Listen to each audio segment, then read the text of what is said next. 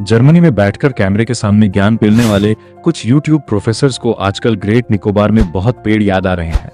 इन्हें जियोपॉलिटिक्स का जी नहीं पता, लेकिन स्क्रिप्ट ऐसे पढ़ते हैं जैसे इंडिया के नेशनल सिक्योरिटी एडवाइजर यही हो। जब चीन हमारे सिर पर आकर बैठ रहा है, तब इन सर्टिफाइड एक्टिविस्ट्स को देश की सुरक्षा से ज्यादा अपना प्रोपेगेंडा और व्यूज प्यारे हैं।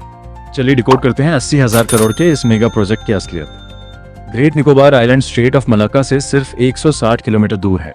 ये वो चोक पॉइंट है जहां से चीन का 80% तेल और दुनिया का 40% व्यापार गुजरता है। इस प्रोजेक्ट के तहत यहाँ एक इंटरनेशनल कंटेनर ट्रांसशिपमेंट टर्मिनल, एक इंटरनेशनल एयरपोर्ट और मिलिट्री बेस बन रहा है। इसके प्रोज यानी फायदे क्या हैं?